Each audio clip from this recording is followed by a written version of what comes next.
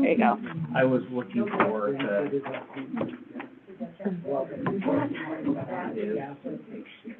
are we good? Are you thankful for? Being hot. You're thankful for being hot? Better than being too cold. I'm going to go ahead and call to order the City Council business meeting of Tuesday, August 11th. If you would start by joining me in a pledge of allegiance, I would appreciate it. I pledge allegiance to the flag of the United States of America and to the republic for which it stands, one nation, under God, indivisible, with liberty and justice for all. Thank you. Lonnie, can I get a roll call, please? Westwood. Here. Battles. Here. Daniel. Here. Davis. Yes. Ronnie. Yes. Rude. Here. Cuban. Yes. All right, thank you. Just a reminder, if everybody has not had an opportunity to put their phones on mute or silence, if you would please do that. We will go ahead and commence with the meeting. Jeremy, just a heads up, I have the script for qualifying a board that we use for planning board, and I am not seeing it right here on top. So if you have that readily accessible, just where we qualify the board and state that it's a quasi-judicial matter, it'd be helpful if you can find that. Otherwise, we'll wing it and do it best as we can. I will entertain a motion to adopt the agenda as presented. I move to adopt the agenda as presented. Second. Motion from Councilmember Ronning, second from Councilmember Daniels. Discussion at the table. Hearing none, can I go ahead and get a roll call, please? Battles. Yes. Daniel. Yes. Davis. Yes. Ronnie. Yes. Rude. Yes. Cuban. Yes. All right. 6-0, the motion carries. I'll entertain a motion to approve the minutes of July 28th. I move to approve the minutes of July 28th, 2026. Second.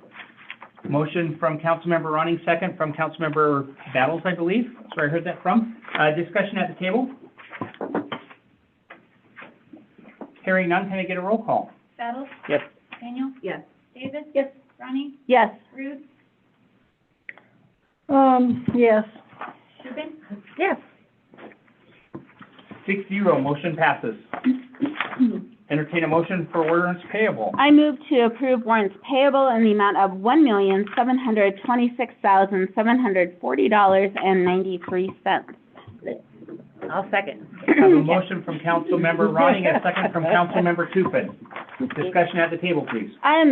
It is so high because there were $755,120.92 was paid out of water, and that was for COP construction. Most of that was Yes, for the water. for the water project.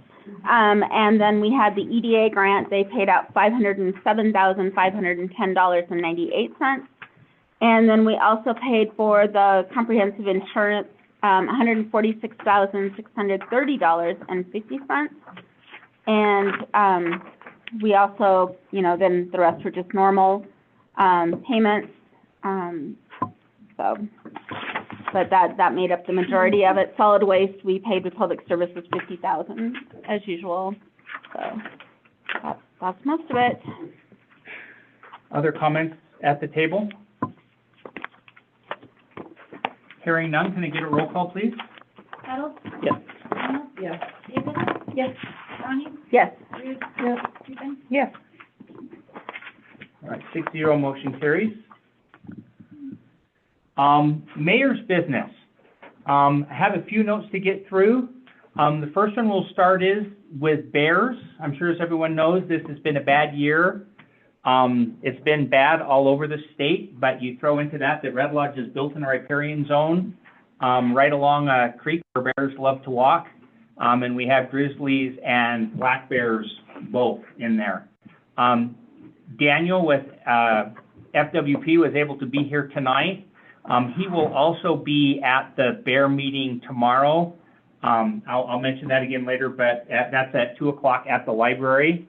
The guidance that we have thus far And again, I think it's important to note that bears are not put down just because of trash. They're put down when they become a public safety issue. So when they're breaking into homes, breaking into cars, chasing people, those are all behaviors that ends up putting a bear down. And I'd like to think that none of us like to see that.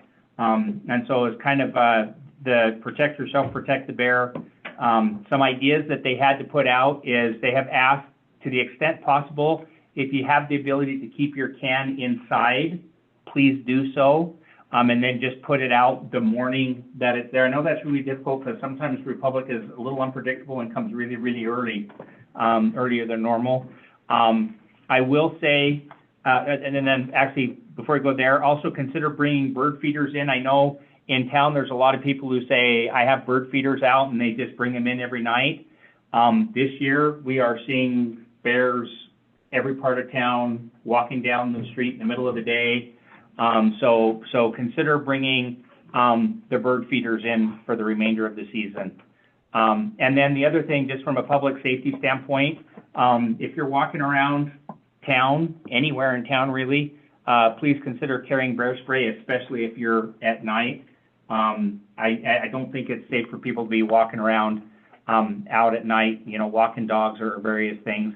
And again, if you're a worker in Red Lodge and you don't have bear spray, the Bear Group got a grant, and working with YWS, the Yellowstone Wildlife Sanctuary, they actually have some bear spray training, and they have vouchers for those city workers who are working in our businesses and may not have bear spray. They can go down and get a voucher and get a can of bear spray too. We still, the latest count is still 7 in Red Lodge, but we still have 3 or 4 bears actively walking down the streets every night in town, and quite frankly, during the day.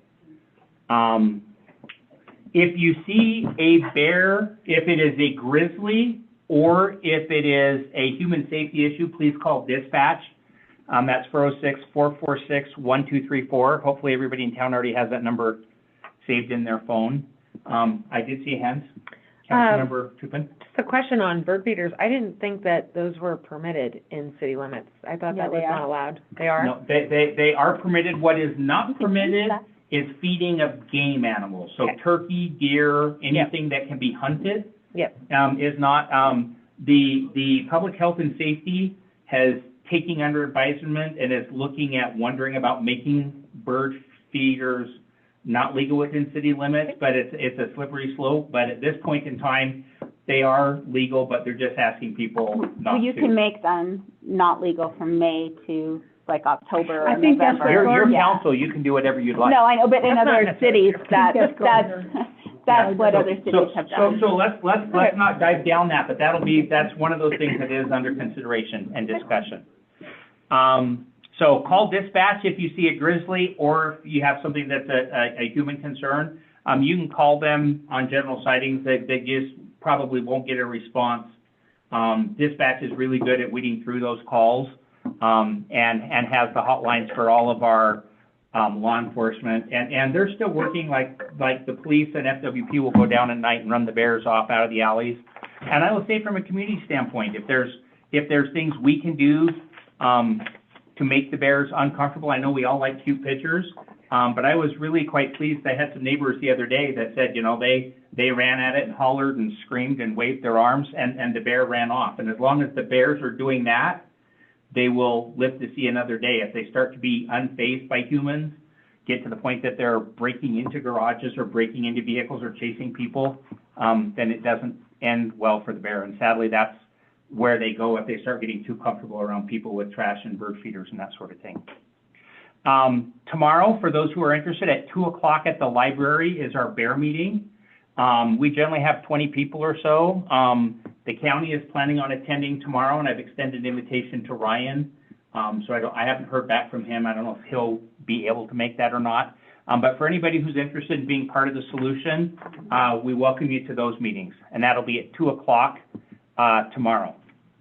And then hot off the presses, on August 24th, which is the Monday before our next city council meeting at the senior center, FWP is going to have they generally do a couple of bear meetings a year.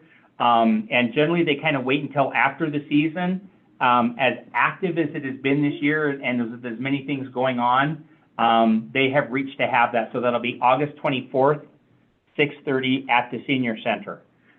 We may want to consider for the Monday meeting that we have at staff meeting at 5:30, whether we want to shorten that or maybe consider having that earlier to help make sure. Otherwise, they set it at 6:30 so we can leave right from here and go directly to that. Any questions about bears before we move on from the board, from the table? All right. In the packet next time, and our chief is on vacation, so council, you all have the complete CFS report for the month with those numbers. With that, I kind of want to throw out an apology. We threw out, we had a 1-week period of numbers that we threw in the packet because we didn't have the other yet. I failed to catch that was identified or that had the title of an event on it. And apologies. And that was, again, it's a time period, so it's not everything even tied to that event per se. But the complete numbers are out in front of you, and we'll make sure those are in the packet for everybody next time. The ice rink kickoff meeting is going to be this Thursday here in City Hall at 1 o'clock. Reminder that is in essence a staff meeting. Due to the high-profile nature of the conversation, it was determined that will be open to the public to observe. However, I want to make sure that people understand that is not the public meeting where public input will be sought. That will be a follow-up meeting, and it's not an opportunity to add or change the requirements that council laid out by resolution. So it's basically the opportunity for staff and representatives from council to be there to make sure that they understand what the ask is and just to clarify. So that'll be a kickoff meeting here. What's the date and time? That is Thursday, August 13th at 1 p.m. They must know that's when I play bridge. They planned the whole thing around sure they that. did. No. Will that be hosted? So, Here. and that will be here. Will that be hosted online as well? Take notes. I don't know that there's a plan to host it online. And I, for the record, may not be there. I have plans that may have me out of town. Okay. I'm presuming that you will be there. I've not heard contrary Day after tomorrow. to that. Yeah, day after tomorrow. So anyway, so there. Council Member Davis. So that's just the ice rink meeting, or is it the grant committee meeting? No. Just ice rink. This is just the kickoff meeting. This is, hi, you're doing this report for us. We just want to answer any questions. If you read what the report is, if you have any questions about what our requests are, and there was a meeting where they sat down and went through the resolution and spelled out exactly, the goal of this report is for council to have the information they need to make a decision. We literally gave them the resolution with the ask in the resolution that council wanted. And those are, if they're not going to be in the engineering report, they have to be presented before we make a decision. Those in that resolution had everything. And my we understanding wanted. is that that's pretty much what the engineering report is. That's what Yeah. it's supposed to be included within that engineering report, the PAR. And we don't have anything preliminary now, everything's presented at the meeting? 'Cause that's- okay. This meeting is strictly to run through that resolution and to make sure that they know ahead of time all of the items that need to be presented within that report, and that the citizens have the ability to understand that we are requesting that information. And if they have a question, what do you mean by number 3? So if this is in the resolution that's passed, then they can ask and get that clarification at that meeting. Okay, great, thank you. Okay. All right. Pool operations. We are nearing the end. In fact, we're getting to the point where it starts to become very, very difficult to staff the pool with kids going off to college and getting in.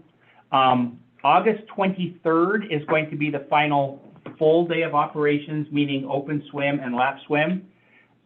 They are going to extend that for another week from 24th to 28th, weather permitting. They are going to have the lap swims and the aerobics from 7 a.m. to 11. They're also doing some additional work with the high school and the PE classes to get in there. On the August 29th and 30th, they are going to open up on the weekend and have recreational swim, so that'll be kind of the normal hours. Right now, the plan is that And then from the 31st to September 3rd, they're basically keeping it open until Labor Day weekend, weather permitting. And then aerobics will be up until the 3rd. On the 3rd will be the dog swim evening. That was really fun last year. There was probably, I want to say 25 to 30 dogs. I actually took pictures and counted. Did you go? Bathe your dogs before they come. And then on the 4th, they'll be shutting down the pool and going from there. So, and I'll just give a public shout out. The folks who've worked down the pool this year have done a really good job of just stepping up and doing what it took to keep it running, and the feedback has been really good. Approved events. We had one new request on Lions Park on August 16th, so that's this coming Sunday. There's an event called Church in the Park. It's actually multiple churches that have just reserved the park for a few hours that day. That will be in the park. From a public works standpoint, if all goes according to plan, and we're halfway through one of two very breath-holding days, a lot of surprises showed up today, but they were able to deal with them real time. But by the end of day tomorrow, they should be done with all of the water tie-ins for the water portion of the project that's done. I'll have water. Yeah, so we've got one more day to go through that. After that, it'll be cleanup and then working toward pavement. So that's going to start on the week of the 24th, and the way it works is they come in and they lay the concrete in the curbs, and this kind of pertains to the EDA stuff as well. Most of the concrete, there's some of it they do for the ADA corners that they do after the paving. So there's concrete, get it ready, then they pave, and then they'll come back in and clean that up. But that should be done by the end of this month, and actually even be a little sooner than that. Sewer is going to start Tuesday. There is going to be some impact. They're trying to get to the school done before school starts so that they're not impacting sewers on the first day of school. How nice. And then, like I said, the north end of town is ADA, and it's folks down on Hauser that you'll see them come in and doing the sidewalk and the curb, and then they'll come back in and do the pavement, and then come back and do the finalization on the sidewalks after that. So for Hauser, when? So Hauser, taking advantage, that's something else there. I want to say the end of this month. Check online for the latest dates. We do keep it posted, and that's up there. But we are on the closing, and that my favorite feedback, and it's feedback we've heard several times, is someone will come in and say, it's absolutely wonderful, they're doing great, they're fantastic, yes, period, and we're so looking forward to them being done and gone. So that's part of the Mike did statement as well. say last, on the street project, they will start paving on the west side next Monday, is what he said. So Okay, that was so that's kind of your question there. Yeah. Okay, thank you. soon, very soon. And there have been a couple of questions or comments that have come up. I think there was one contractor that did not understand that the city and AKA the contractors are responsible for restoration when they work on those projects, and that includes in the boulevard and grass and sprinklers and all that sort of stuff. Rest assured that the city is aware and the contractors are aware. But I am aware of one or two workers that may not have been aware that is part of the project. So that is being addressed.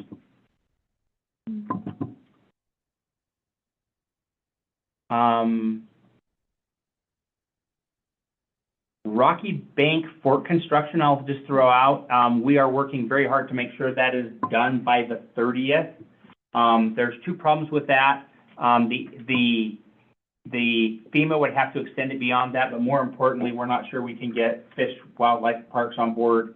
There was a question about how to do it with willows, and they found that what they can do is get the willows, and they don't have to wait for the dormant. They just have to transplant them within 48 hours when they get them in. So we are still working to have that done. I will throw out that we are going to have FEMA is coming to town next Wednesday.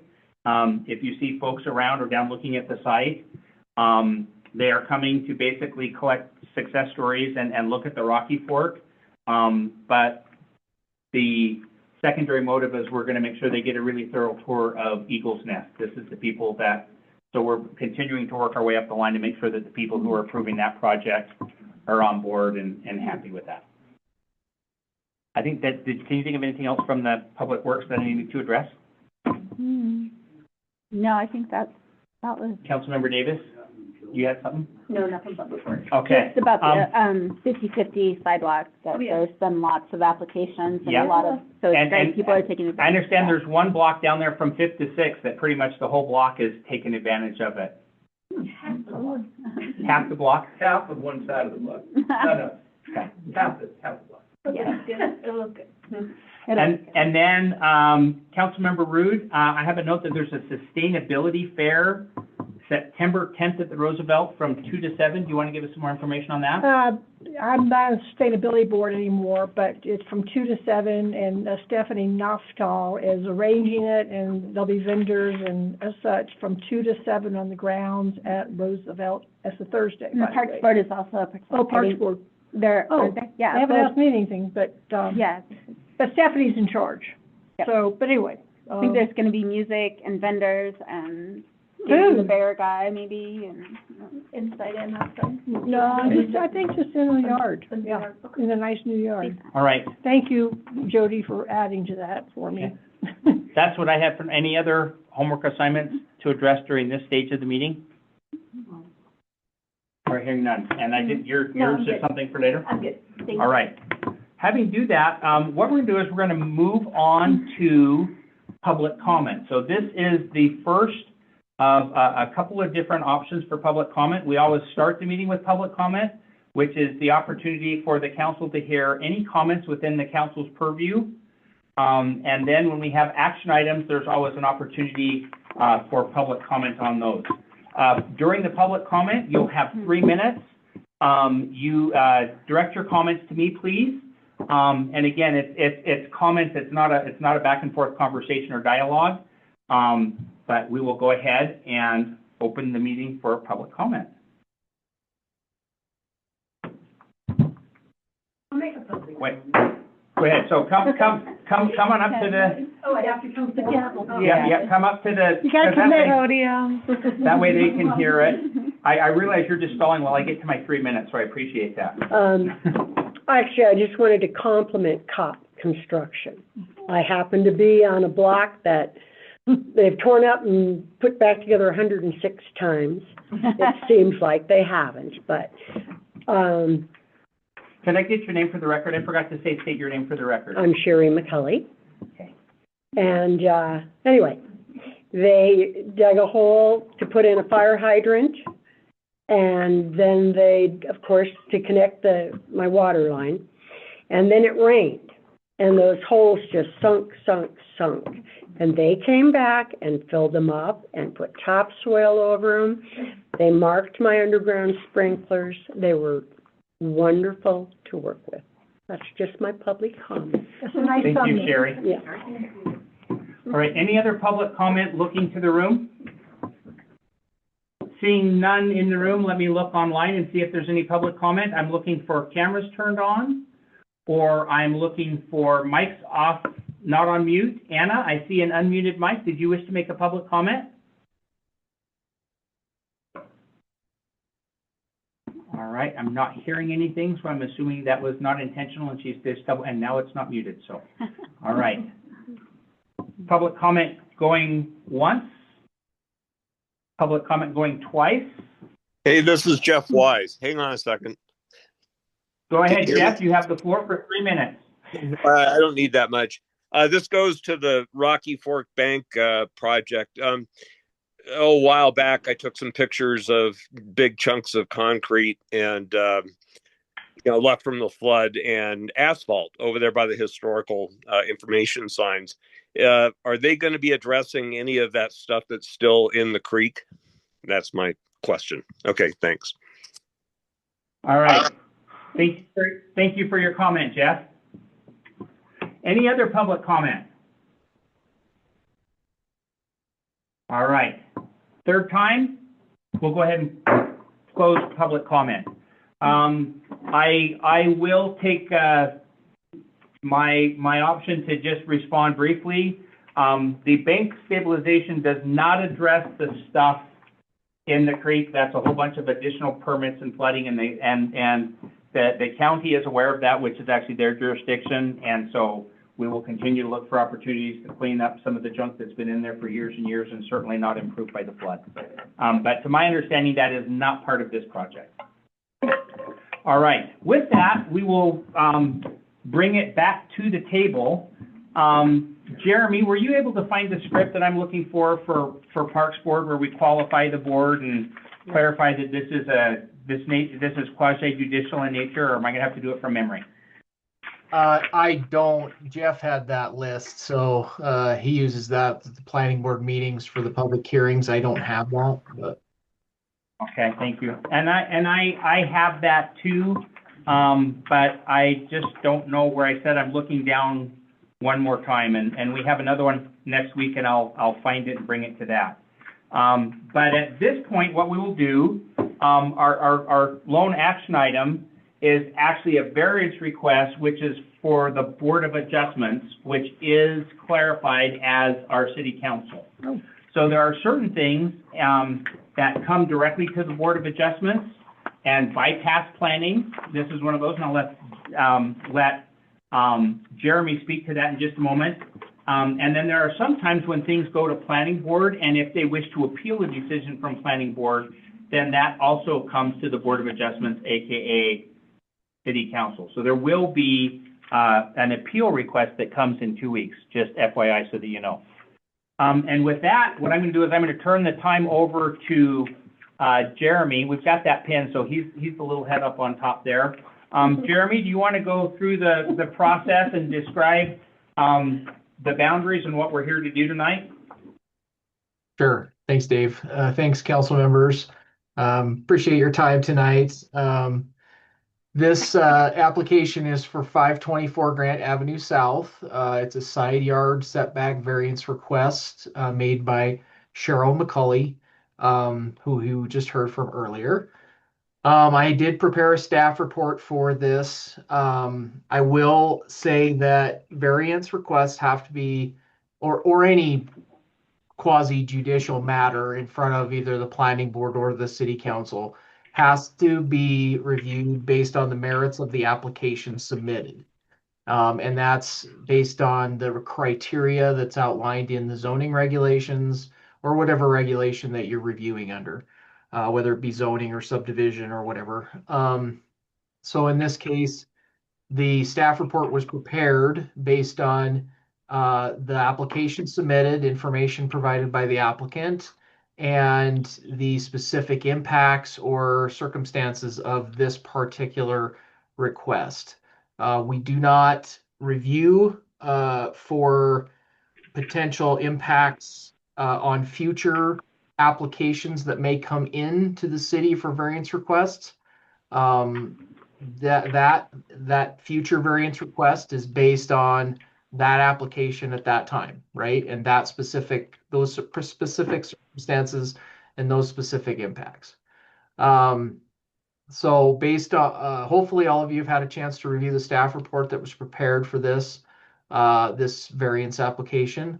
I'm just going to briefly go through it since hopefully you've all had a chance to review it. I don't want to read the entire thing because I do want to get to the applicant's presentation or comments on their application, and then to public comment and your discussion and questions.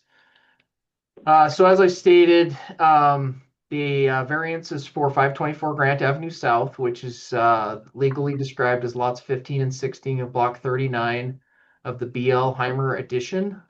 I will make a mention that throughout the staff report, I did notice tonight, as I was reviewing, going back through the staff report, preparing for the meeting, that it does incorrectly reference that it borders 15th Street. That is incorrect. It borders 17th Street. So I do want to make that clarification, and I apologize for that. That was my fault for just getting that through the entire staff report. But where 15th Street right away is, it should be 17th Street. It doesn't change the staff report. It doesn't change the findings. It's just a reference to the adjacent street and right of way. Jeremy, when we when there's a motion to accept the staff report, do we want there to be a motion just to amend all references of 15th to 17th, just to include that in the record? Yes. Yep, you took the words right out of my mouth, so. But yeah, so this, this public hearing was noticed, in the paper, 15 calendar days, or minimum of 15 calendar days prior to the meeting. And we sent, joining landowner letters, to all adjacent landowners, around the property on July 16th. The week of July 20th. And the applicant was notified on July 16th of this hearing. The request is for a reduction in the east side required 6-foot side yard setback. The zoning regulations require a 6-foot side yard setback for structures within the R2 zoning district. The request is to reduce that down to 0.7 feet instead of the 6 feet on the east property boundary adjacent to 17th Street. In this area currently there is a deck. That deck would be removed and replaced with the addition. There is approximately 10 feet or so of pavement area and from the proposed addition to the edge of pavement. Let's see. So the addition is not going right up against the existing road surfacing. It is just close to the existing right-of-way line or property boundary for the property. Let's see. So our overall the applicant's proposal meets the zoning regulations for Red Lodge for the R2 district as far as purpose, residential appearance, and surrounding context. The dimensional standard for the 6-foot side yard setback is the only request within this application. Staff recommendation is approval with conditions. We are proposing 11 conditions, essentially that the approval is limited to the requested variance, so it's only limited to that side yard setback. So no other variance is requested. So there's no height variance requested, no other variances are requested at this time. So the variance is restricted to that. Must be in compliance with the plans. The property owner must verify the property line before construction. They cannot encroach any of the project within the street right of way, including eaves or any other portions of the structure. Drainage and snow management shall be consistent with current drainage patterns that are on the property and cannot substantially be altered. Need to get a building permit for the structure. Any utility easements or utilities or easements should be protected. So those will need to be marked and protected during construction. Any other permits that are required will be required. The addition has to maintain the residential appearance, which according to the plans will. No expansion other than what's approved in the variance can be done without a future application and additional approvals. And then this expires within 1 year if they do not pursue the building permits or construction.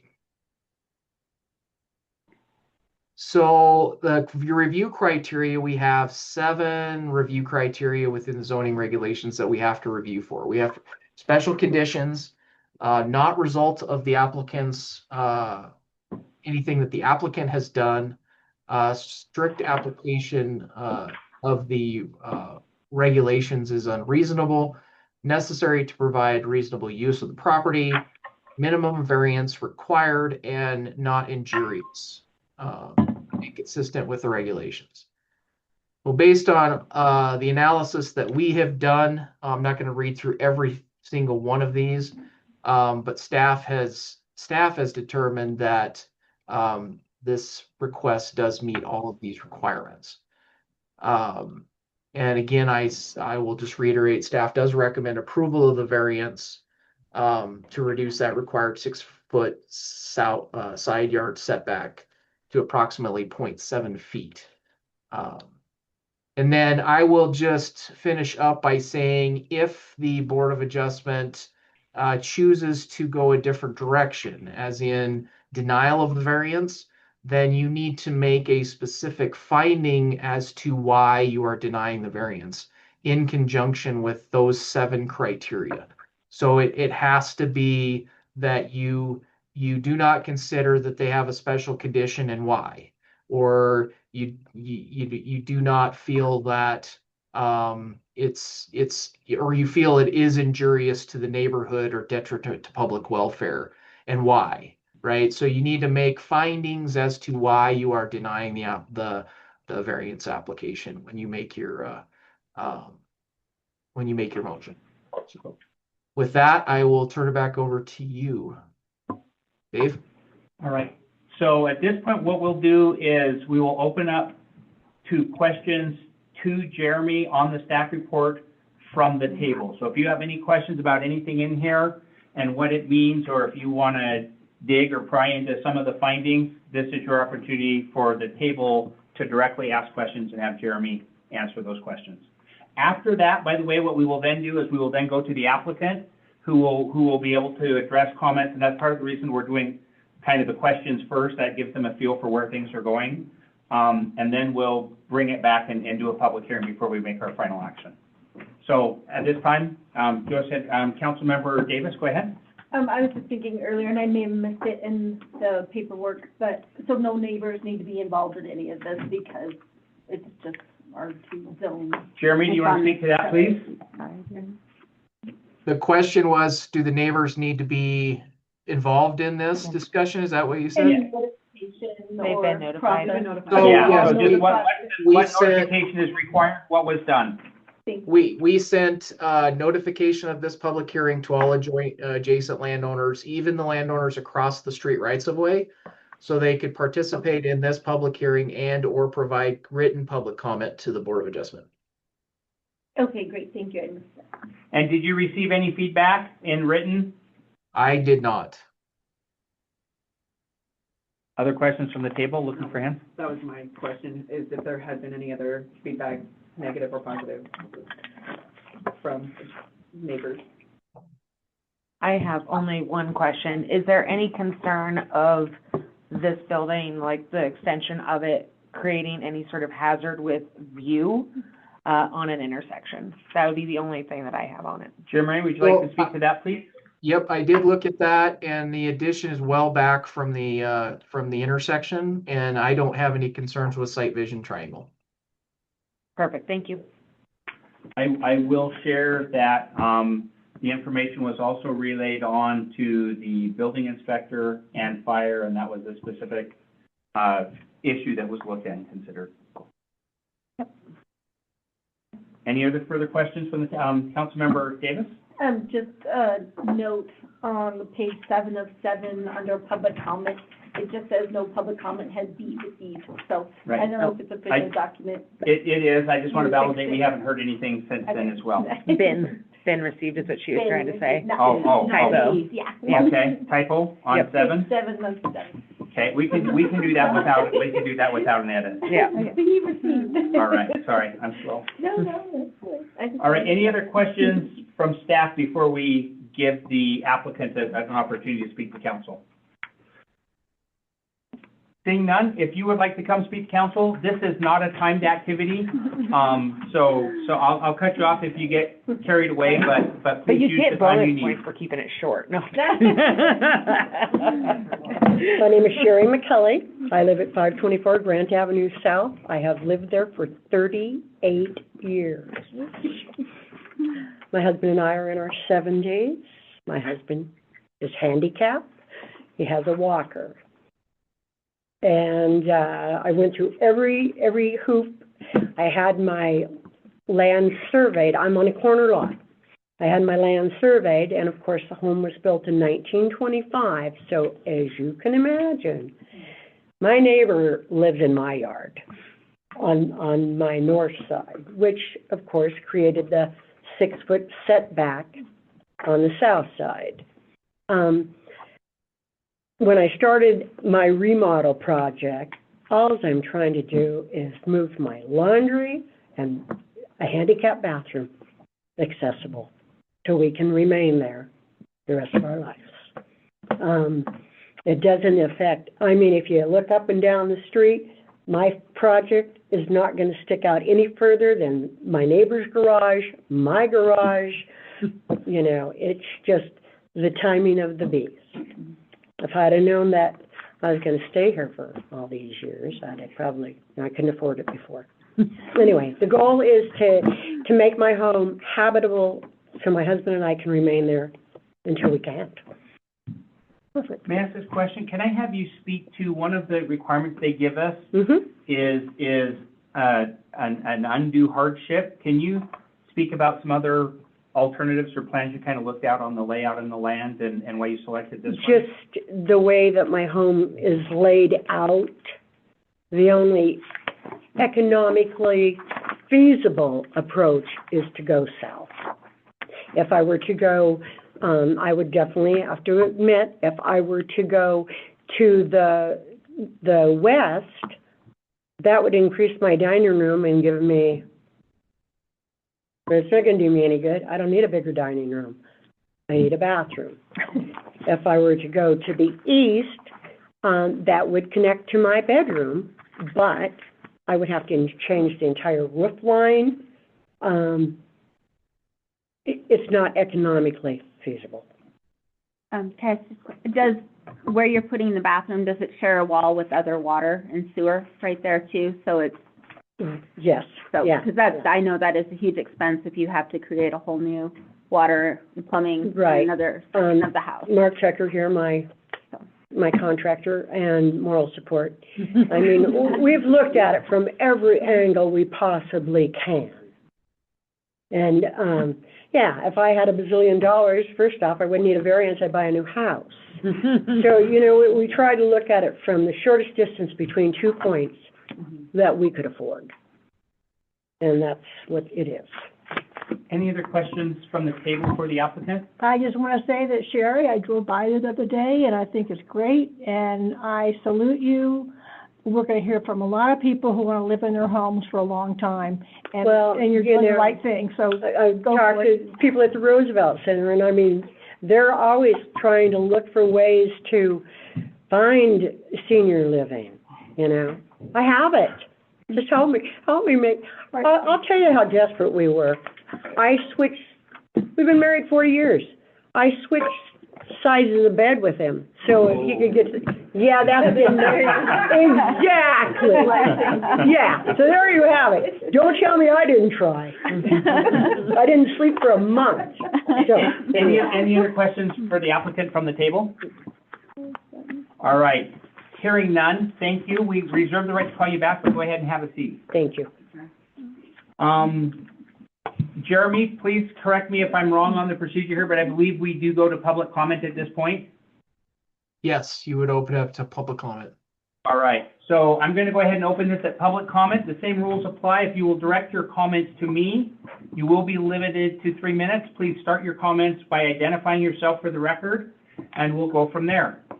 Open public comment, and I'll start by looking to the room. Seeing none, I'm looking online. Public comment going once. Public comment going twice. Oh, go ahead. Jeff, I see you're unmuted, Mike. You have the floor for 3 minutes. Yeah.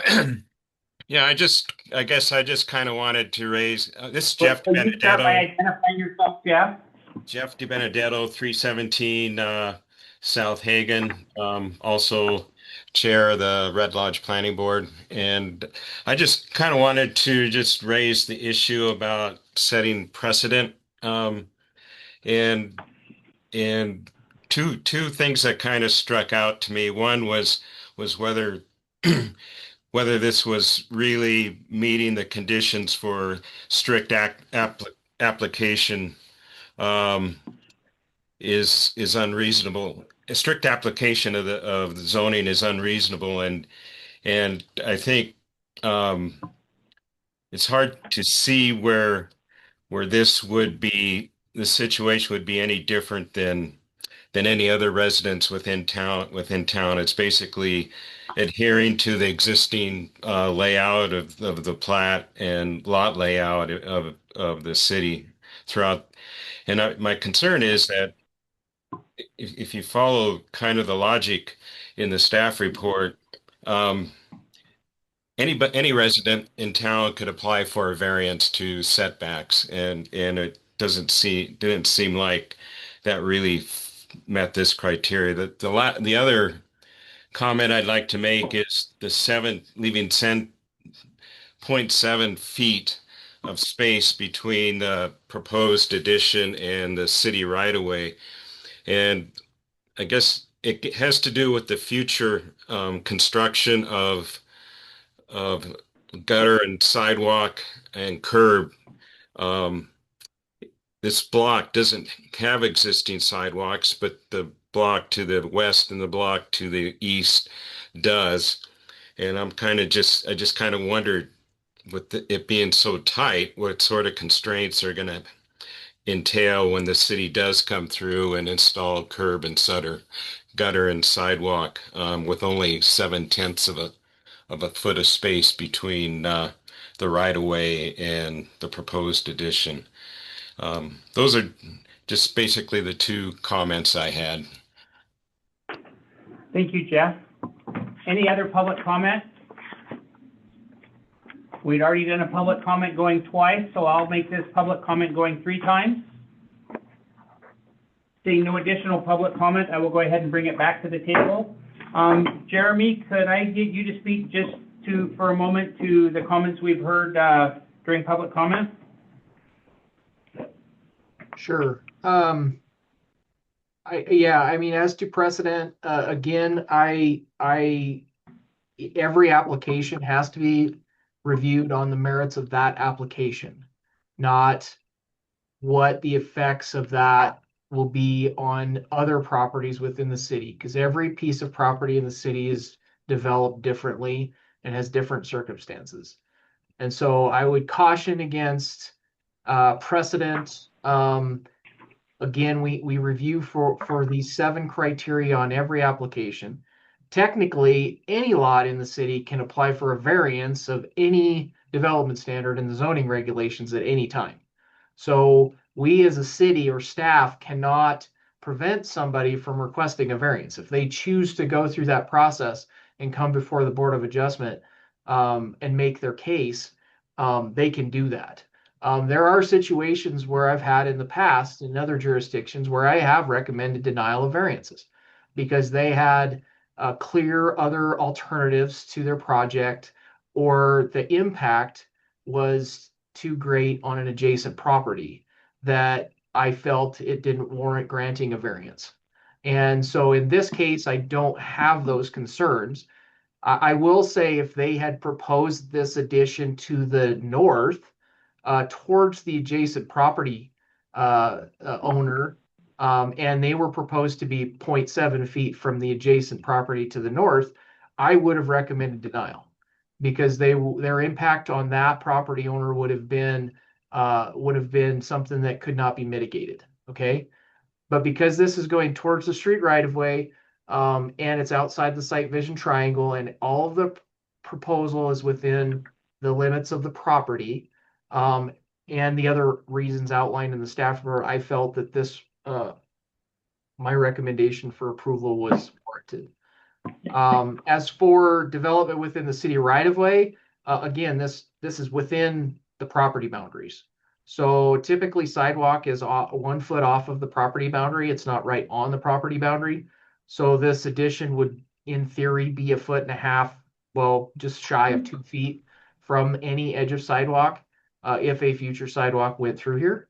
And then the other thing I would point out is that In other zoning districts, we have 0 lot line setbacks, and sidewalks are right up next to those buildings as well. So I guess don't find that a concern in my analysis, but and I'll just leave it at that. All right, thank you, Jeremy. Is there any other questions from the table before we proceed? I do have one question in terms of the qualifiers, because I don't remember them all off the top of my head, but They're in the staff report. no, I mean the qualifications of the board of Oh, adjustment. yeah, and I'm gonna do that in just a, okay. go So ahead. do you have that? I don't, but I do remember it somewhat, so we're gonna test my memory. Okay. So that is our next step. Okay, perfect. Then I will wait for that, because if I recall, there is something about correspondence. Yep, So, that's the first question. All right. Hearing no other, oh, go ahead. Councilmember Daniels, question for staff? Just to ensure that I'm actually, like, I pulled up an image of Google Maps just to verify that I'm actually looking at the right section. So it's going old school here. If you're facing the old dentist, Yes, like, it's that road Dr. that's facing the old Gessling. dentist? Yes. From the old dentist office? old school. I don't, Yeah. like, I just want to make sure that I'm. the summer of '06. Okay, hey, The old plunge. The old plunge. the old plunge, I got you. Yep, all right. I've lived there since the old plunge, so that's how long I've been. Okay. I only remember when you and Dennis were getting married, so that can't be that long ago. I don't agree with that. And then I am noticing that there is a sidewalk on the adjacent side of the road, so that one's already, okay. All right, sorry, I just wanted to. Are we verify. done? Yeah. Just thinking out loud, that's okay. You're at Yep. the table, that's allowed. Thank you. All right. Oh, sorry. So now we're gonna test my memory from 4 years on the planning board. So the nature before us is quasi judicial in nature, which basically means that you are not acting in a legislative capacity, you are acting in a quasi judicial capacity. As such, what we do is we start by qualifying the board. Is there anyone at the table who has any ex parte communications they wish/need to disclose at this point in time? So that would be any conversations with the applicants or anybody that's involved that the board would need to be aware of that you have those communications. Councilmember Tupin. I have had a conversation with Sherry, I think like 2 years ago about this. Okay. And it just, You must have been on a board that I thought I could. Yeah. I've been at this for 2 years. yeah, she's been at it for a minute. So again, she did bring up that this was something that she was looking at doing. She wasn't like bribing me or making any threats or anything, just more so letting me know of the nature of it. And I think just knowing that I'm involved in real estate and have education in this is kind of looking for direction. So I just want to make that clear. And that's exactly what that opportunity is for, is to make sure that if there's any ex parte communication, it's out in the open and everybody's on board with it. Any other ex parte communication anyone wishes to share? All right. Is there any reason that any board member feels that they have a conflict of interest or need to recuse themselves from this situation? No. All right. Hearing none, let the record show that the board has been qualified. The matter before us is quasi-judicial in nature, and at this point, what I'm looking at is a series of motions that are on page 3, halfway down the staff report. There's a move to adopt the staff report. We've heard with amendments, and then there's separately a move to approve or deny the variance. I will entertain motions at this time. I move to adopt the staff report VAR-2026-01 as the Board of Adjustment findings of facts and conclusions.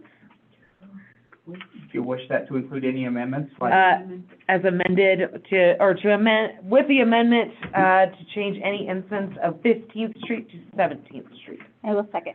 I have a motion from Councilmember Tupin, a second from Councilmember Ronning. Any discussion at the table? All right. Hearing none and fully expecting Jeremy to jump in or Ronnie to jump in if I misstep at all, I will go ahead and have a roll call on the motion to adopt. Adams? Yes. Daniel? Yes. Davis? Yes. Ronnie? Yes. Rude? Yes. Tupin? Yes. All right. 6-0, the motion to adopt carries. I will entertain a motion on the variance. I move to approve variance VAR 202601 to reduce the required south side yard setback from 6 feet to approximately 0.7 feet for the residential addition at 524 Grand Avenue South bordering 17th Street, subject to the conditions stated in this staff report. I will second. I have a motion from Councilmember Rood, a second from Councilmember Ronning. Discussion at the table. Hearing none, can I get a roll call, please? Battle? Yes. Daniel? Yes. Davis? Yes. Ronnie? Yes. Rude? Yes. Tippin? Yes. 6-0, the motion passes. Thank you for your time and good luck on your project. Good luck, you guys. Thank you, everyone. Thank you, Jeremy. All right. Thank you, Jeremy. If you wish to go at this point, thank you. Your time is very much appreciated, and go have a lovely evening, and we'll look forward to non-billable evening from here on out. All right. You always got to throw that in there, don't you, Dave? I just want to make sure you stop the clock on the way out. All right. Thank you for being here. Much appreciated. Thanks, everyone. Bye. All right. With that, we will go ahead and close the action portion of our meeting, and we will bring it back to the table. For those who have not had the opportunity to join council meetings in the past, the second half of our council meetings are basically a work session. This is where we talk about the stuff that is coming up and give council a chance to talk amongst themselves outside of just the standing committees, and to make sure that we're ready for action in future meetings. We will start with the Admin and Finance Standing Committee, and for that, I will look to Committee Chair Ronning to lead us through that discussion. Okay, well, up first is our budget review, and that takes up the majority of our packet today. First up in the packet was the draft resolution that we will be passing, will be at our next meeting, to adopt the 26-27 budget. And it's broken down into our different categories, general, comp insurance, health insurance, PERS, police, all the way down, including solid waste, water, sewer operating. And as you can see, our property tax revenue is $919,168. Our non-tax resources are $27,543,922. And our total requirement for that budget is $28,463,090. And then after that, it gets into the weeds of what's behind all of those numbers. First up is our revenue side, the spreadsheet in there. The value of the mill, as we figured, went up considerably. So what we will actually be assessing, or allowed to access, is 63.02 mills. 49 of that will be part of our general fund. The other goes towards the comp insurance, health, and, all of that, the police retirement. And that's broken down in that resolution, how that is. So $686,339 is what's going into our general fund. So that is our revenue side. If you go to the second page, it breaks down our non-levied funds. So that's not property taxes. That's where we get our water, our sewer fees, our solid waste, our recycling. It also includes our resort tax. And if you look at that, it has what we currently have cash available plus what we're estimating to collect, which begins, then we have our total resources. So that's what we are estimating we can spend if we need to. Does anybody have any questions on those revenue sides? Please speak up. I want everyone to understand this when you vote on it. And Councilmember Davis, go ahead. Thank you for letting me ask questions. How does this compare from last year? What went into the general fund from the mill? A lot less, or? Not a lot less. So we only get a certain amount of money, and then the money is determined on the mill. So, yeah, and I'll address again, I'll bring the kind of the spatial presentation. So there's almost a two-step process is how we get to this. So people always think about, oh, my property got evaluated and the property went up this much in value, therefore my taxes are gonna go up.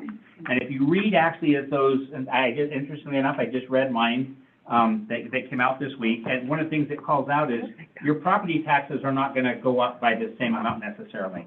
So what happens is the amount that the city is allowed to collect in property taxes is set by the legislature.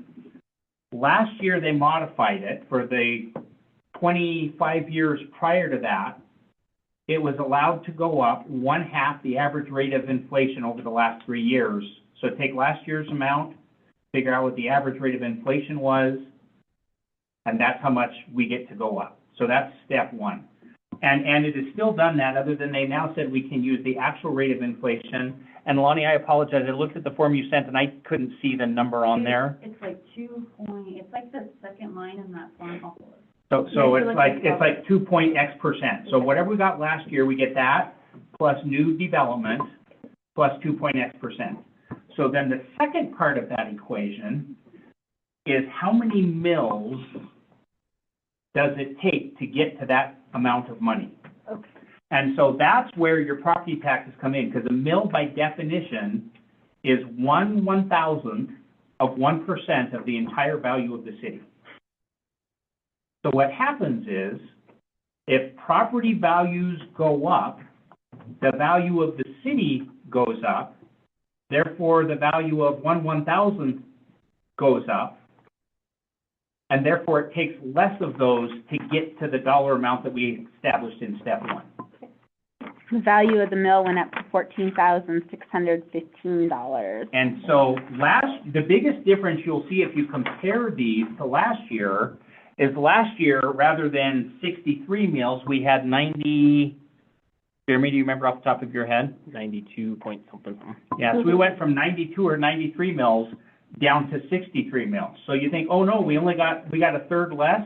No, we got 2.x% more, but how many frog skins did we have to collect to get there?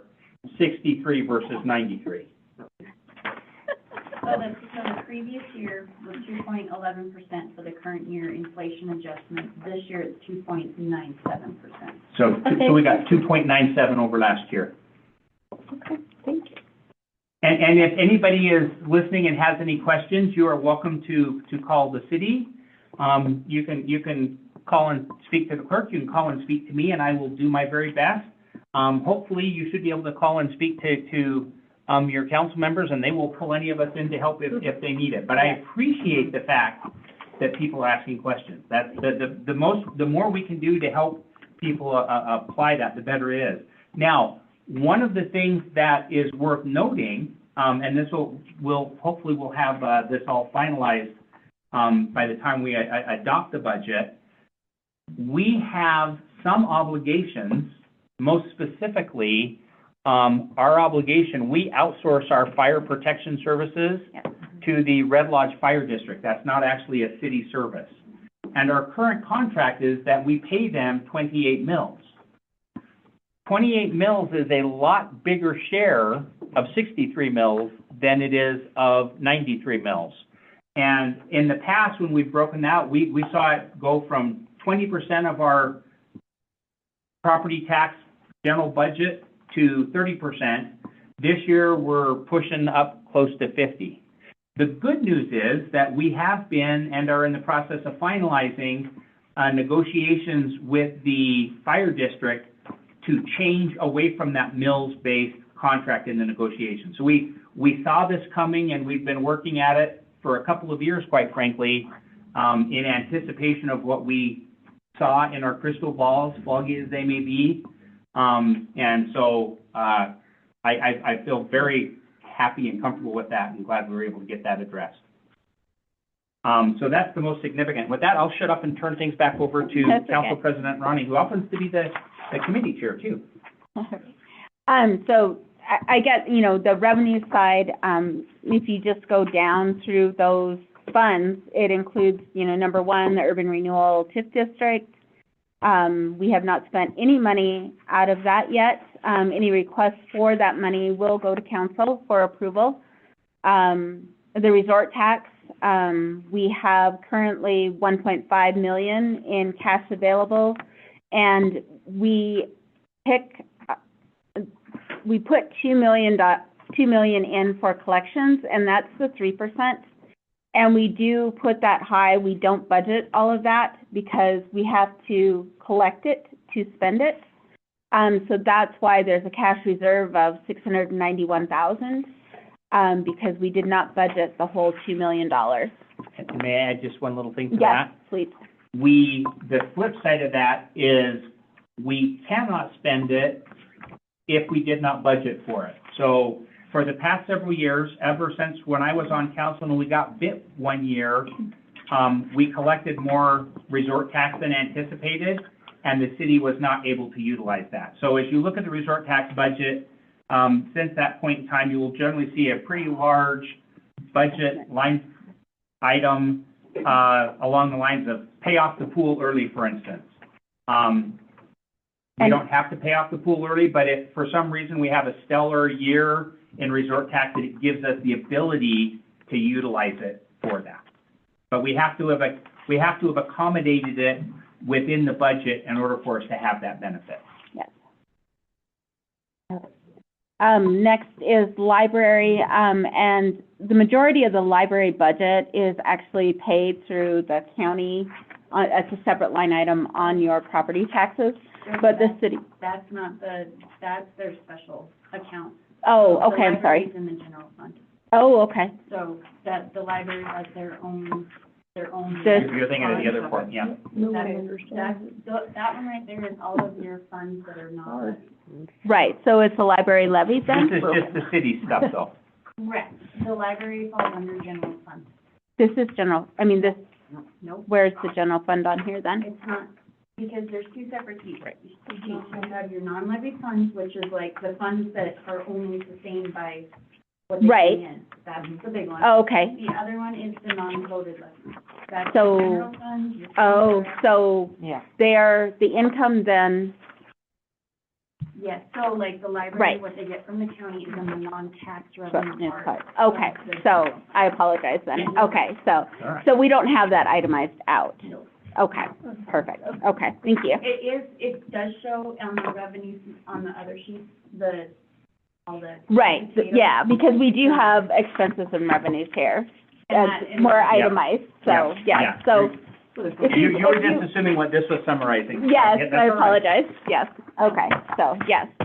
So these are non-levied funds, I apologize. So, and this is revenue coming in. And you'll also notice building code enforcement, all of those are the building code fees.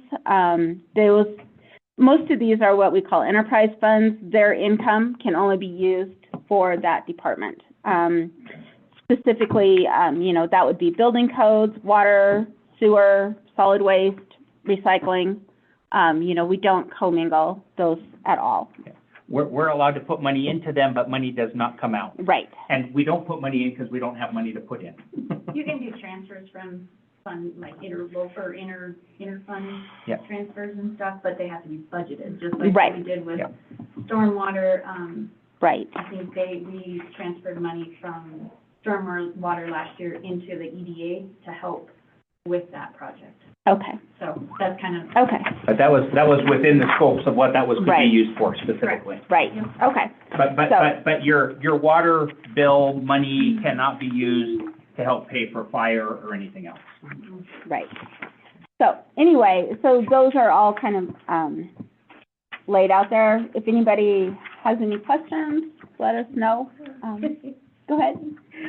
The disaster emergency fund and Yes. the non-levy fund, okay, where does that come from? That's FEMA money, so that will be the bank stabilization. Oh, okay. So that's coming from like DES and FEMA, the money that comes in for there. So that's your tag for that. It's just called the disaster fund. Yeah. Okay, I didn't know if it was able to be used for anything else, like Any other emergency? No. Yeah. No, it has to be, the expenses for that stuff is paid out of there, and then when we get reimbursement, we have to file for reimbursement. Okay. It goes back. Goes back in. Yeah. Do we have, Go ahead, no.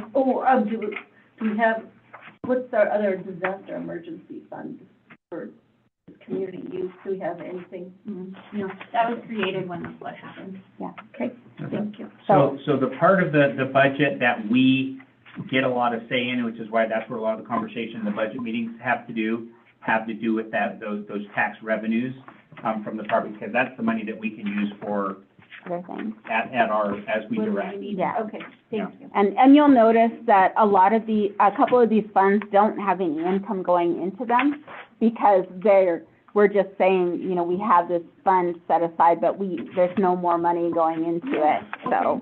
So you just budget that cash that's there. Yeah. Which I'll mention too, the cash, so the spreadsheets will change before the final budget in 2 weeks, because the cash available, because some of those claims you guys approved came out in June last year. So that will affect that cash available, because you have to take it Out of cash. And I am still continuing to work with department heads and review budgets. So like I said, this is where we are now, but I anticipate I will bet a whole dollar, and those of you know I don't go over nickel. I will bet $1 this will absolutely be different in 2 weeks. But we'll also be able to explain it. Yeah, it's not a huge change. No, it's not going to be significant. We're not going to pull any surprises. We're trying to keep out what's available to the public, but we continue to monitor and edit it. So on the next part of the budget, the first is the revenue, and we did not have this at our last meeting. And this, because we do now know the value of the mill. Mine actually has all the expenditures before revenue, just so you know, in the packet, so you might have rearranged yours. I might have, sorry. Yeah. But there's Sorry. two sections, expenditures and revenue. Yes, so the expenditures, we'll do expenditures first, that's fine. I don't think much has changed since our last budget. So, since the last time it was in the packet. The only thing that is the fire department, correct? Taking it, once that is settled. We've got that pretty close to what's set. There's still a discussion about whether, it's 240 or whether it's 240 plus 2.9%, that discussion. So, yeah, I hear you.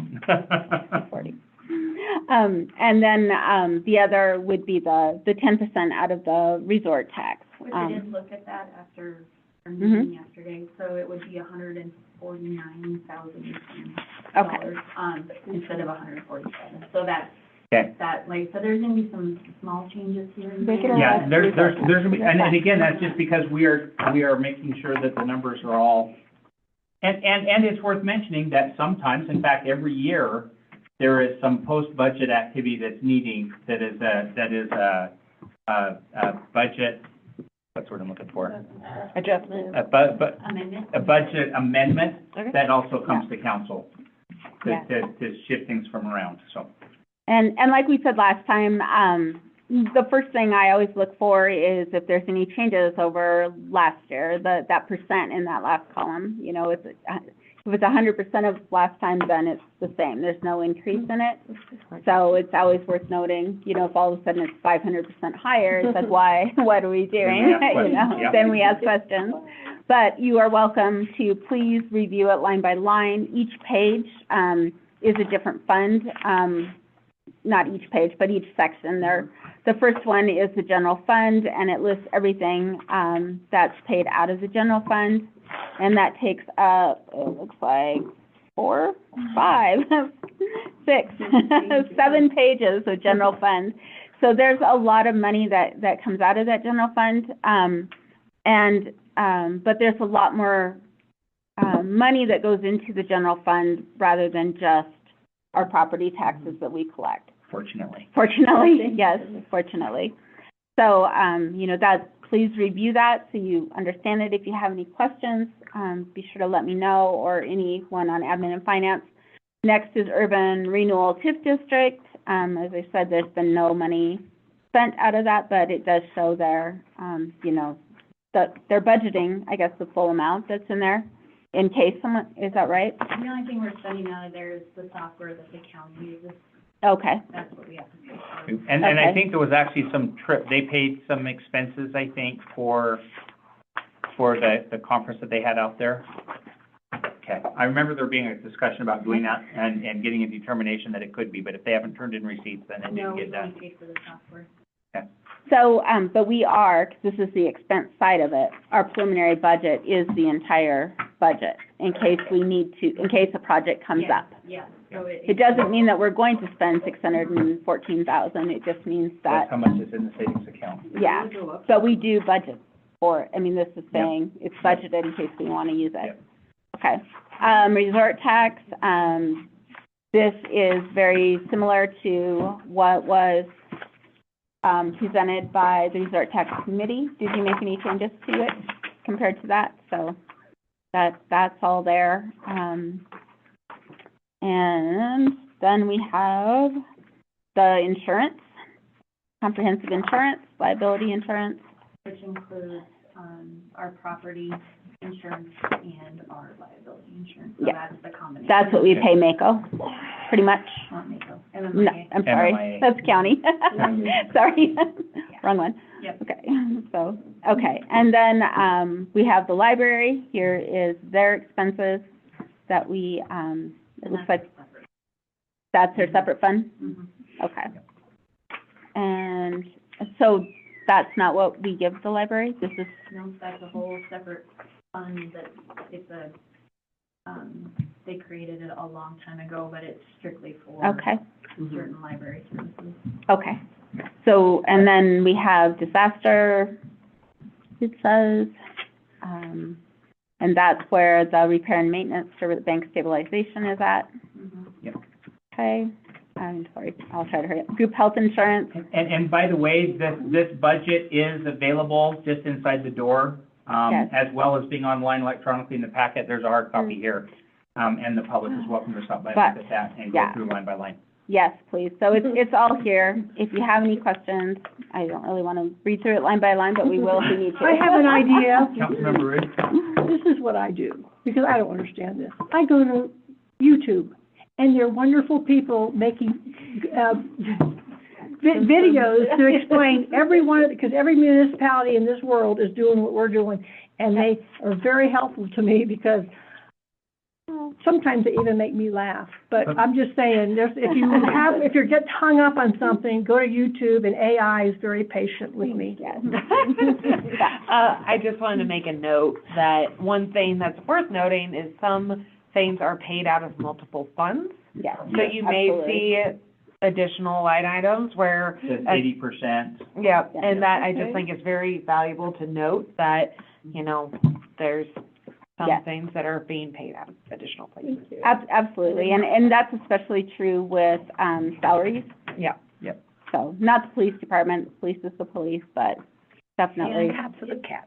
I tried to note pretty much all of the, like, the things that are separated, the percentage of Yeah. where. And just to reiterate, a point that Committee Chair Ronning made earlier, if you go through this line by line, and have something you have a question about, or a change, or a recommendation, or something you just want to understand, please identify that within the next week so that we have a time to do it. Yeah. When we're passing it at this time, it's not a time to be reinventing, so. Right. And then the next section is the revenue, and once again, it just goes by section.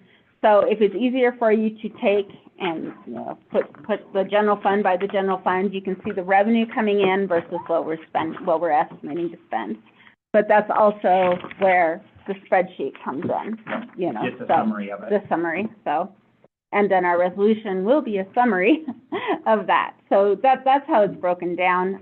But is there any other questions, guys? I don't really want to go all through the revenue side, please. Unless you want to be here till 10 o'clock. No. All right. All right. Thank you. And by the way, by all indications, sound is working, video is working, so if you have anybody who reaches out and have questions about the budget, I think this has been a fairly good discussion on it. And so folks are welcome to review that. Yes. All right, your next item. Oh, my next item. Okay, city administrator position, update on that, please. Oh, so we have signed the agreement with Prothman. They will be coming to the They will be attending via Zoom, the admin meeting in a couple of weeks. Prior to that point in time, they are actually reaching out and conducting interviews with some council members, with some staff, with some community members as we refine that job description.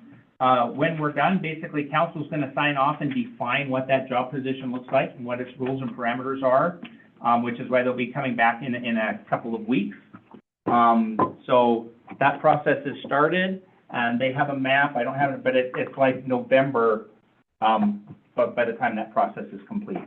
And if we don't find a suitable candidate, we will revisit. That's part of our contract to go through, and you don't plan for failure, but if you hire the wrong person, that's planning for failure. So we won't do that. Anything else you wanted on that? What was the timeline that we had set for initial review and stuff? To hire somebody, or this whole process, the interview with staff and I don't have that whole timeline with me. I'm happy to get it to you, but we will, the initial is, in 2 weeks, they're going to come back with a draft of the job description. Okay. And so that's what the admin, they'll bring it back at that point in time. Okay, is the goal like to have a city administrator within a year, or? Oh, by the end of the year, by the end of the year, The to end have of a this- city administrator. this year, Yeah, not that's the November I was year. talking about. Okay, By the end of this calendar year, by Okay. November-ish. thank you. So, Have a Pretty friend fast. behind you. Uh-oh. all right, any other questions on that? Committee Thank Chair. you. Okay, and then next we had rural fire department contract, for the mayor. It is still being worked on? That's the attorneys working together on that, Yes. basically. Okay. And just for clarification, on the budget, is it budgeted at the 28 mills currently, and then? No. Okay. It is budgeted on 240 and 10%. 149, okay, perfect. And that's what Lonnie was referring to earlier, is one Okay. of those numbers changed slightly from that. Councilmember Tupin? So if this contract isn't finalized by the time we have to approve this, We can still approve the budget, but hopefully we don't end up having to go through a massive budget amendment, but it is my goal that we will have it next time. okay? And it's worth, we've talked about it and we've viewed it, but my goal is that it'll actually be on the agenda next time with a funky little X on it. Okay. And if we do that, we'll do that before the budget, just so we all sleep better. Is there a way that we can have the preliminary contract out, so we're not getting it with the asterisks? It's gonna be, you have the preliminary, it's been multiple times. Okay. It hasn't changed much? It has not changed much, but Okay. what is, so there's two things that we need in order to be done. One is a legal opinion that says, yes, we can use this for emergency services. Mm-hmm. And then what does the contract need to say for that legal opinion to exist? So Okay. that's what the attorneys are working through. Okay, I'm sorry, it's the existing contract, we're amending the Right, we're existing contract. existing that And part. And all we're amendment is doing saying is that changing Right, it right. from 28 mills Yep. to 240,000 out of general fund and 10% of last year's resort tax. My big concern That's is we don't have a draft budget for if this doesn't go through. Mhm. And even though we did request that several weeks ago. I We remember actually- specifically asking for two different versions. We had the version last week, up until, this is the first one that No. includes the 240. Yeah, the Yeah, last one it did is have based the on the figure. 28 mills. Okay. This is the first version of the budget that doesn't have the Okay. 28 mills. But we So if you go back one time, Okay. that's based on So we 28 So- mills. and that did not would know be- what the value of the mill would be. Right, that's my big concern, is I just don't wanna be getting a last minute, And I can plug in different numbers. Yeah. I mean, I can do okay, the general fund based on the 28 mils okay. and all the numbers. Okay, so it is doable, and that's, again, that's my big concern, because I know it's just a lot, and it's a big difference in price, but I guess it's not that big of a difference now that we look It's at a it. difference of where it comes from more so than anything. It's about a $30,000 difference, I think, is what we figured 22. out. Was it 22 Oh. or 23? Where are we, so as far as the current 240 to the 28 mils? Well, In the so, general no, not in the general Total. fund, it's higher. But in the overall budget, it's within, It's $22,000 difference. and I think it's now 20, So Five, but- if they were to get 28 mils, it was 409,000. So the way that it's currently budgeted is 240 out of general and then 149 out of the Resort tax. So it would be a total of 389. So we'd be taking other things out of resort tax So it'd be 240 to cover the general plus, fund? No. No. We would adjust the general fund 240. by the limits of what we But- had in the general fund to do. Okay. So it's 240 I just wanna make plus sure that it's- 149? So that's 389,000, is what we would be paying them with the new contract, yeah. 20,000 less than the 28 mils. Okay. Councilmember Root. I'm curious, Okay. who is representing the fire department? Their attorney is Ray Coons, Of course, and their fire chief is, and actually, so they have a board that they're going to as well. a board of lawyers? No, they have a board I was just being like council. facetious. No, they So have, the Ray Coons is representing his brother. that is a truth. Ray Coons represents the fire department. He is who they have hired as their attorney. Now, there's something for me to look up this week. Oh, good. I was afraid you weren't going to have anything to look up. Oh, I got something to look up. I've got more about that later. And I know that every time we've taught, when Tom has come to these meetings, he said, this is what I personally would like, but he's like, I haven't board to answer to. So that was my understanding. Everything has to be approved by their board. Your point that we live in a small community and everybody knows everybody or is related to everybody is well taken. So, Okay, that's all right. all I have. Councilmember Davis. Will someone besides myself be at the Red Lodge Rural Fire District to talk about this agreement, or are we just waiting for the lawyers to come to the table? At this point, it's minor edits and we're waiting for the attorneys Okay. to finish it. You don't have to Don't have to talk, talk. you don't have to talk Okay, about it. good. And my understanding is their board has actually already approved their budget Okay. based on the agreement. Okay. So the amount, what's changing in the agreement is not the amounts or anything like that. What's changing in the agreement is the paper tracking system that works for both the city and for the fire district. Okay. That's what's currently under discussion, Thank you. is how do they track capital assets? Gotcha.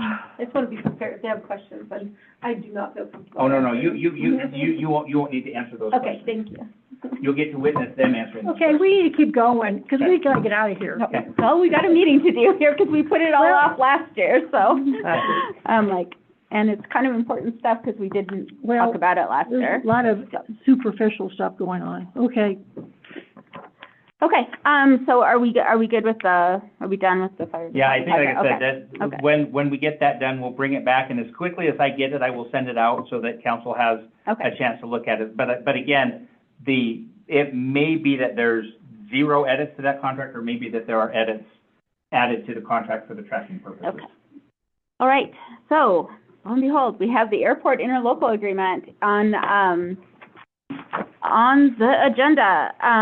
We have met, Jeremy and I met with, Mike Maples and the county commissioner, Bill Bullock. We had some suggestions, some of them didn't really work. I went to the airport board meeting, with, the council president from Bridger was there, Mark DeRutter, trying to find out what Bridger's concerns were with approving it. I think we've got that ironed out and settled. I will say that when you're reading through this document, there is an error on this one that got put in the packet. That's not the one that we've been using. The main error is that the city will not be putting in an additional 10,000 that has been stricken. It will just be our 1 mil that it's 1 mil from us, 1 mil from the county, and 1 mil from Bridger. And just to clarify, it's equal share, so if the county pulls a $500,000, then we put in $500,000. Correct, So correct. we match in equal share. And that's why we have not been paying a mill And- over the last couple of years, because the county has not been contributing a whole mill. So that's why, if you ever look at that and question it, like I did. So with this, back in, when I was on council with Jen Battles and Terry Durbin, we worked out the majority of this interlocal agreement, and it had been approved by that council. It had never been signed off on by the county commissioners. So we've been working under the old agreement this entire time. So I'm very hopefully thankful that, hopefully they will sign this. It does have what council wanted, the equal representation on the board of 3, 3, and 3. It has that we will get a copy of the budget, and the county's best date to have that is in September, because they're like us, they don't get their budget done until then. It also has that the dissolution of the board must go to that body, like the county commissioners. They would have to vote on it and say they want out. If Red Lodge wants out, it would have to go to the city council. If Bridger wants out, it would have to go to their city council. So, you know, not just one single person can say we're done. It has to go to those governing bodies. And the other thing that we kind of hashed out at that meeting was we will have a list of those assets that are jointly held. So that if there is a term, and it'll be updated every year, so that if there is a termination, each entity will know exactly what they have to pay to get out of the agreement. So we don't get a bill for, you know, $5 million. And it's, and it has to be, you know, actual, you know, what they paid or what they have into it, not some blown up number. I don't know how else to explain that. So, Jeremy, do you have any more comments on that? Because you worked on it with me as well. The only modification was, didn't Bridger ask if they could send a proxy? Yes. And that's actually added in the, That's in the line 4. Yeah, and I forgot about that. And that's mainly because, and also because we said up to 3, they were kind of worried that they might not get 3 people able to go all the time to the meeting. So they would have 3 appointed, but if one of them couldn't, you know, they could do a proxy vote if necessary, so. And a quorum does have to consist of at least one person from each. Correct, yeah, so that's good. So you always get that equal representation type of thing. So we are hopeful that we will have this up for a vote soon. It's next week, next meeting. It could be at the next meeting with that correction in there. Yeah, if everyone's okay to vote on this. Anybody have any questions on this? It's been a long time coming, really, you know, I'm very hopeful that, fingers crossed, that I'm a little concerned that Mr. Bullock said, at least we'll have a visual proof that we're working on this. It didn't seem very sincere.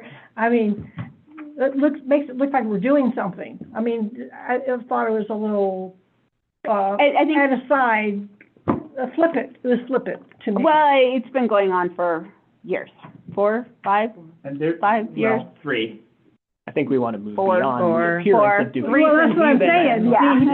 He said, I will say that so there been 4 was a couple of things, and I apologize that last line. So what happened is, was a version of this document I went through and fixed the numbering on, because we had like 3 number 1s and skipped number 2 and blah, blah, blah. That wasn't like and that there was when a I went version, on, this version, it had the city of Red Lodge will contribute an additional $10,000.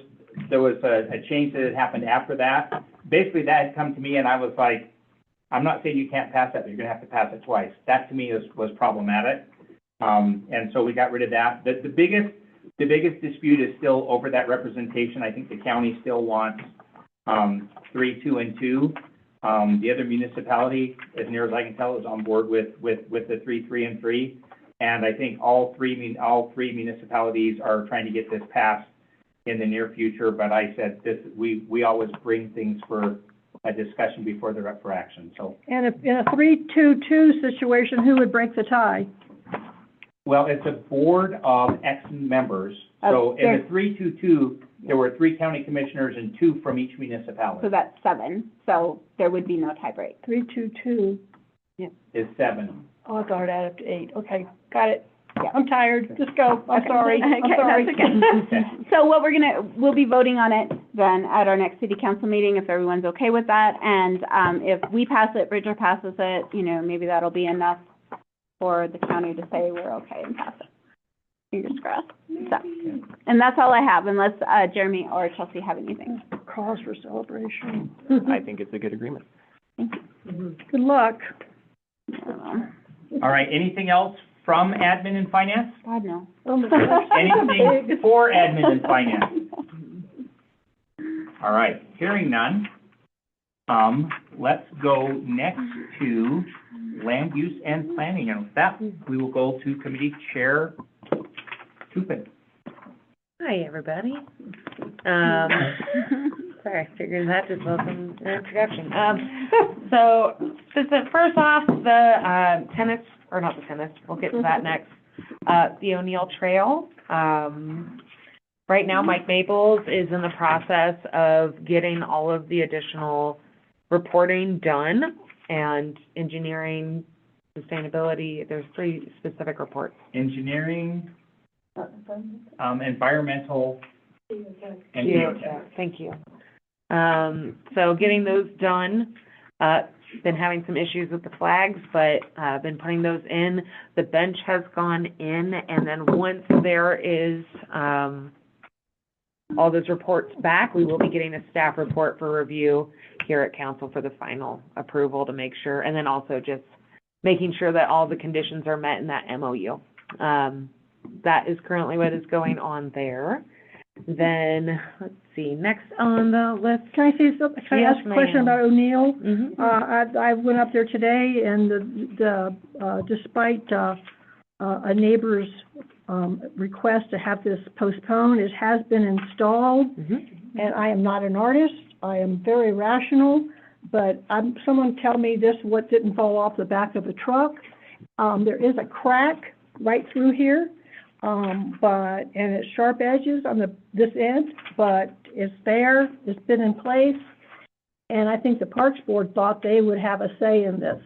But, go up there and sit at it, and, but someone tell me if we didn't get a dud from, that fell off the back of a truck. Who picked that? Art. I don't know. I guess they're saying it's art, but I'm not an artist. I'm just saying, it's worth going up to look at. And there was a copy of that letter was actually handed out to. Right, tonight. Yeah, I don't believe it was in the packet. It wasn't requested in there, but like I said, we can put that in there. And to address the concerns of our neighbor, as well as kind of the process of why the bench was put in place before advisory board reviews and council approvals and all of those types of pieces, is as we have been looking through, and we'll get into this next, the change of use of city-owned land, we do feel that city staff is competent enough to make decisions for benches, smaller placements, specifically things that can be reversed. That's the biggest piece. And we know that it's a big bench, but when we asked Mike Maples his comfort level for being able to move it, he's like, if I need to move it, I can move it. So, yeah. So specifically, we want to give him some benefit of the doubt in his placement. If the Parks Board wants to come through and say, we hate this is the worst, Mike Maples, please move it, I imagine he would be pretty amenable to that. But again, with how we have our current process in place, one, I know that they were aware of the fact that there would be a bench put in, so if they had feedback, they probably could have provided it. And also, I know that they were aware of the trail system. Again, I'm not saying that maybe they were taken aback by the timing of it, because I also did not know when it was going in. I don't think many did. But again, it's not something that we really have up on the high-scale radar of this needs full approval. And I will add that the process that said benches down in that lower category approved actually did go through the Parks Board, and they signed off on that as well. So they said these are the things that don't need to come to us. Right, and it does have that in the application, type A, minor administrative, temporary, or reversible projects. Be that as may, look at it and see if we got a bum bench that fell off the back of a truck. Well, hopefully it's bum enough that it will deteriorate in 5 years and we'll never have to worry about it again. It's my bum. Again, end of the day, if we feel that it's an atrocity to the city, then I'm sure that we could file some complaints with Public Works. But I really, truly don't feel that this isn't something that Public Works is capable of handling. At a certain point, we do have to trust our advisors and our staff to do a good job. And if we don't, then that's a bigger conversation. Okay, onward to the next thing to piss people off. So specifically, tennis courts.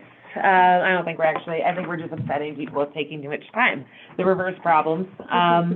So we have received an application for the use of city-owned lands from the tennis courts. We are still awaiting a staff report from Jeremy, and most all of the advisory work has been done, all the legwork has been done, all of that part of the process is completed, so we're just waiting for that report, which then can come to council, and a 30-day hearing period can take place. I was expecting that report for this week, but I think Jeremy was also out of town, so there's likely that was a big part of that issue. I know that it is on his radar now, so hopefully we will have this and be able to move forward in. And just to clarify, my understanding was that if we get the staff report, we can go ahead and run the ad in the paper even prior to council reviewing the staff report to start that 30-day countdown. Send this to Barb also, your flow chart. I have requested Lonnie print several copies that we can hand to the room at the end of the meeting. I sent you an email, during this We will forward it on to council. So specifically, one thing that we had been working on, and I was having a hell of a time finding yesterday, was our process and kind of a flow chart to help understand, because we've been working on not just the application, but the process and procedure of what these are going to look like. I had tried after our previous land use and planning meeting to put together a flow chart that kind of breaks it down and makes it a little bit easier to understand when the timelines will be, what the expectations should be for city staff as well as for the applicants. So I think it does break it down nicely. And I did find that.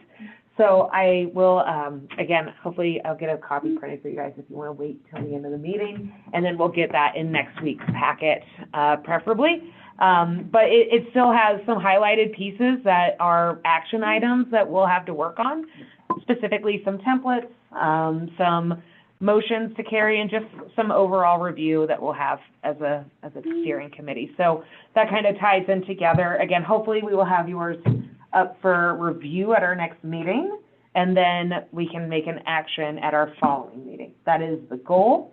And I imagine that we should be pretty close. I don't think the action would be at the next meeting because that's what I'm saying. 30 days, it can't, because 30 days hasn't started yet. Right, and that's what I'm saying, is it won't be at the next meeting, it'll be the one after. And I'm saying no, because that would only be 28 days. Oh, well. Just kidding.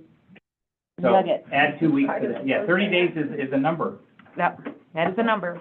And one thing to clarify too, part of the reason that we are very, and we understand that Barb has been very patient as well as tennis in terms of this process, because it's something that we're working through and we're trying to do it in concert with some moving pieces.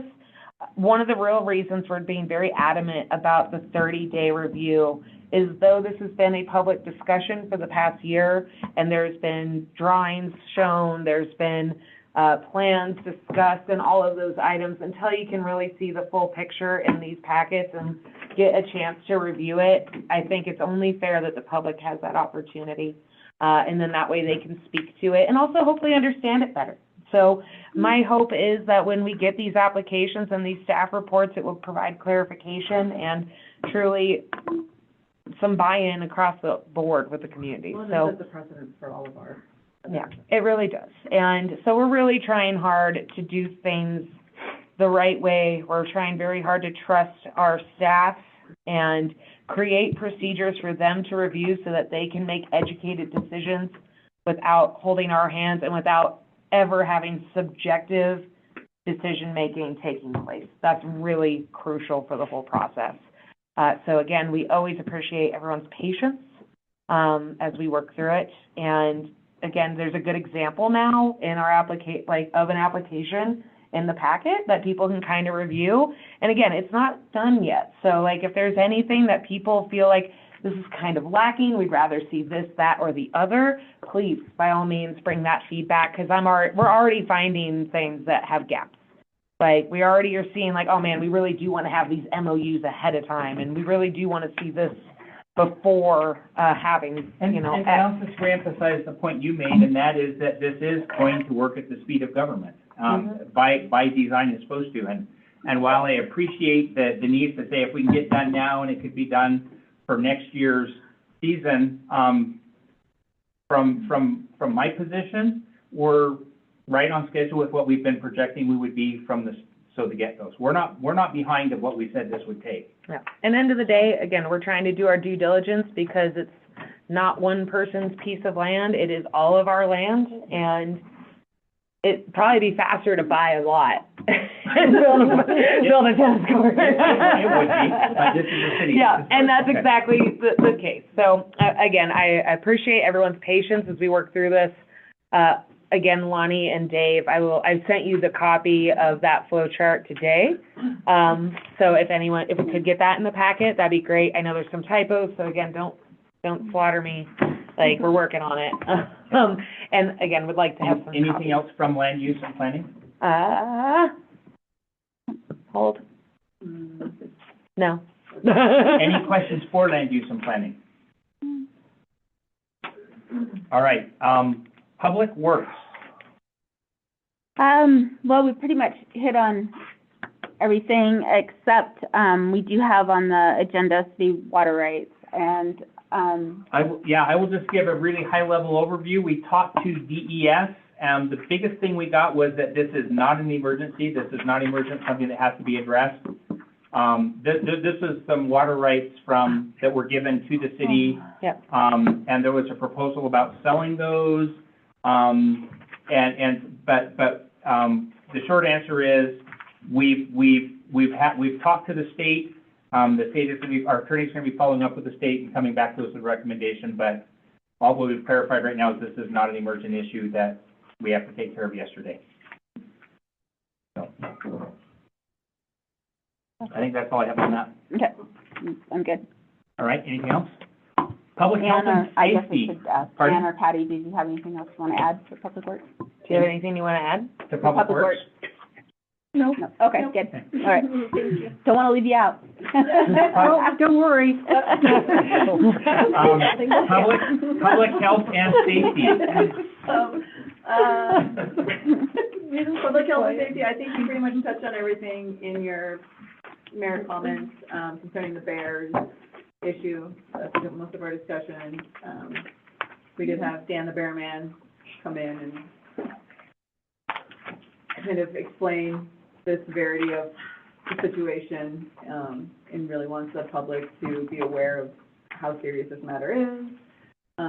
Again, they are doing something on the 24th. Yep. At 6:30, and the bear meeting is tomorrow at 2. And then the bear meeting tomorrow, too. Yeah, that took up most of our time. And then, on our agenda for public health and safety, that I have kept a safe zone and signage, and that is something that has just been on there for what I feel like forever now, but we feel that until we see signs or some sort of change, it will remain. Keep it up. So, because Dan came and spoke at Public Health and Safety, do you think it is 100% worthwhile for people to listen or watch that meeting? 110. 110, okay. It was alarming. It will be on, it'll be up on YouTube soon, probably tomorrow, so please watch the Public Health and Safety meeting at your We have a very convenience. unique situation that bears like that's not really replicated anywhere in the state. Huckleberry.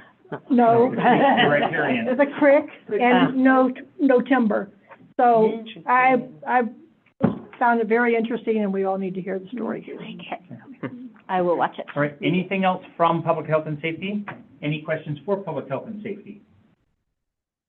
All right. Correspondence. No. Oh, well, I'm sorry. I skipped. I thought so. The opportunity to do anything before we get to correspondence. Okay, I've got 10 minutes, so I'm just going to be brief and say that maybe all this, what I want to talk about, will come in the future, because I don't think I can wrap it up in 10 minutes. But first of all, I think it's maybe the meeting on Thursday will answer all the questions, but I will not be there, about the ice rink. I think we need an update on what's going on with the ice rink.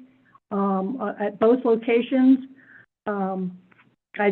I don't know if anything's been going on there, but I think Nothing. if it doesn't happen Thursday, I'd like it to be I'd like the ice rink people to come and update us. I think I've had a lot of questions about what's going on, and, so that's one thing I'd like to see on a future agenda. Okay, if y'all remember 2 weeks ago, the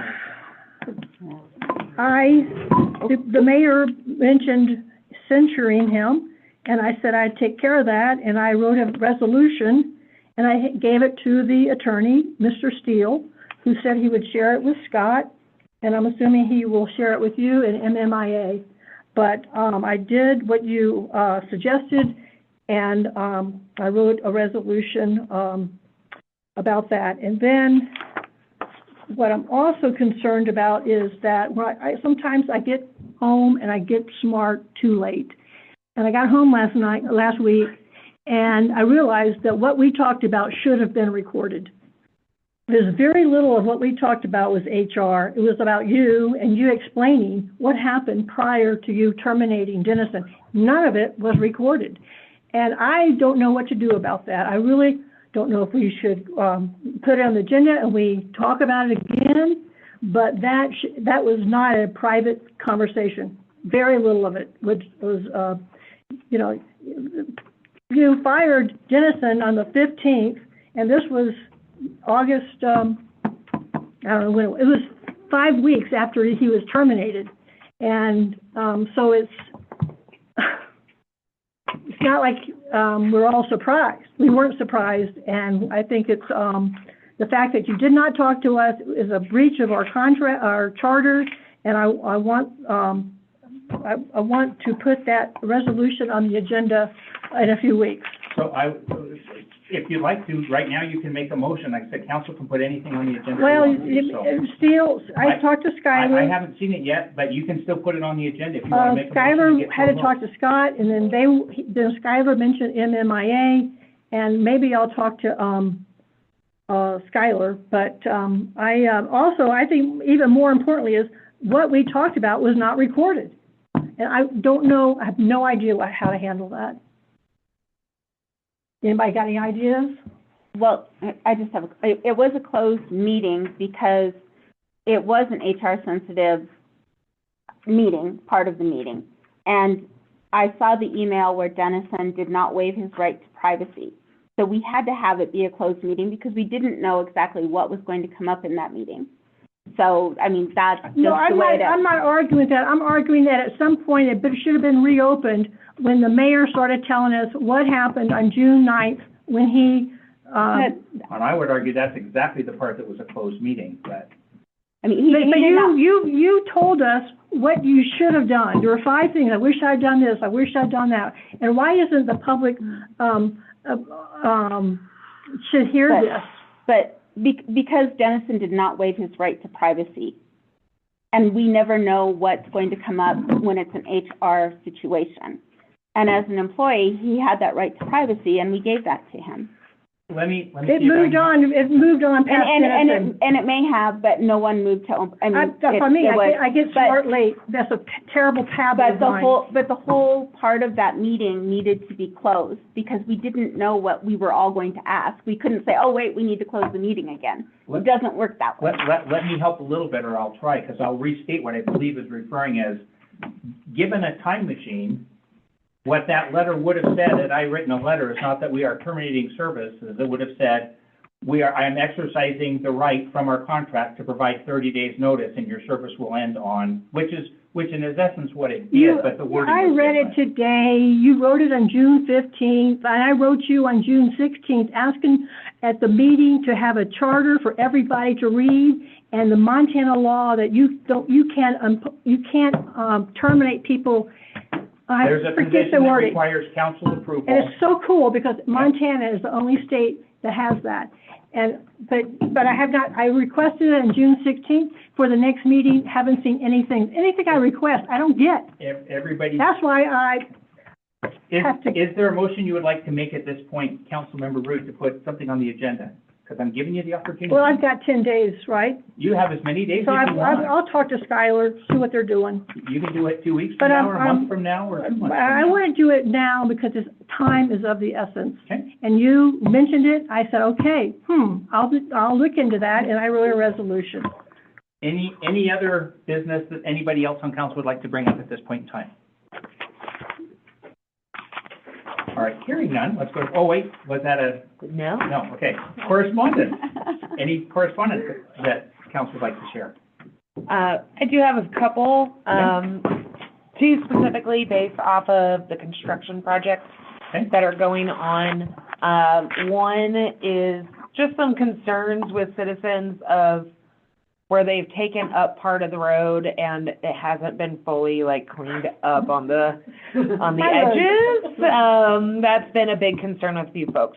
And again, some of it I'm really excited about because it's going to be the whole bit, but there's other pieces that it's like, oh, this just keeps getting worse. And it will be done, that did come up, so that, Okay. the restoration will be done. Okay. But the project has meant, we're not sweeping up the sawdust while somebody's still drilling a hole. And that's totally fine. I just wanted to make sure that it was voiced. Yes. And then the next one was damages to somebody's vehicle.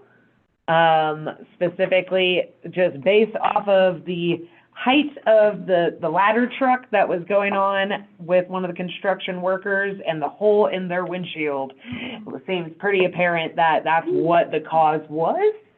They apparently tried to ask the contractor about it, who then blew them off. And then they tried to ask the GM about it, who also blew them off.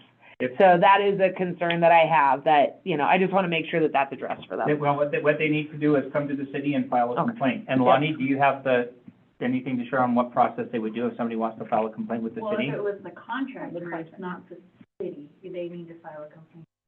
They would file a complaint So- against the contractor, Well, would they they? can let Mike be aware of Okay. it, but the process is if the contractor did the damage, then Yeah, and that Well, was it's nice. a city contract, though. And, well, Right. no, but if they did it, insurance doesn't cover. yeah, if they did it with their vehicle, Yeah. and it was something on their vehicle, that's an insurance claim against that vehicle's policy. And that was what I It was. has nothing to do with the city. That's But someone more hitting. so, I was hoping that the city would provide an avenue or some sort of enforcement measure of, this is someone that we hired, we Then want to hold them accountable. What they need to do is they need to file a police report. Okay, and they did. Okay. Okay. Then they should have the insurance information on that police report, and then they call that insurance company directly and file the Oh, claim. the people bailed. They did not get the insurance information for these folks. Is it with the construction that's going on currently? Yeah. Mhm. So is it KC or COP? Cop. And I guess I would also ask where they parked in a construction area, because They were parked by their property, which is near a construction area, but not like in the zone. Because I'll tell you, I do not park in front of my house when those guys are in front of it. Period. I'm just saying, like, if Like, someone that's- damages my car, no matter where I'm at, I would like to make sure that What I there's heard is that the recommendation is they need to make sure they file a police report. Mhm. That has been done. Mhm. And at that point, what'll happen is their insurance company will chase down the vendor. Okay. Because that's who they have a complaint against. Okay. Did I gather all of that correctly? Okay. Yeah, it's just, I just think it'd be beneficial for the city I to think it's know. worth it to make sure that Mike knows about it. Yeah. But at the same time, if it's, yeah. Yep. So there's, okay. But All right, the good. moral of the story is do not park in front of your house if they have, you know, Again, their equipment excavators and wasn't equipment. in front of Okay, their, it, okay. the guy was driving to and fro. Okay, And that's yeah. different, yeah. Good. Have you seen All them right. back around? And to be fair, if somebody wants to file a Thing suit down. against the city, they can, but Right. it'll probably get dismissed because I'm it's just- not us. I'm just thinking that the city should, because it is our contractors, potentially assist. That's all I'm saying. They I'm have, not saying we should sue or do any of that. I'm just saying like, hey, there was a bad move here. How can we help make a resolution as a Well, good, loving city? we probably have, Resolution for you? Chelsea, we probably have a certificate of insurance from them that lists their insurance company. Perfect. See, and that's what, I'm just bringing it to people who might have a solution. Yeah. All right, That's thank all. you. All right, I'm gonna go ahead and bring it back to the table here. I would like to open it up for public comment. This is just the last chance for the public to address the council and be heard on anything within council's purview? Go ahead and open public comment. I'm looking to the room. I'm looking to online for cameras, unmuted mics, raised hands, public comment going once, public comment going twice, public comment going 3 times. We'll go ahead and close the public comment. With that, we have completed our agenda. Right and I will on go ahead time. and adjourn the meeting. Sorry.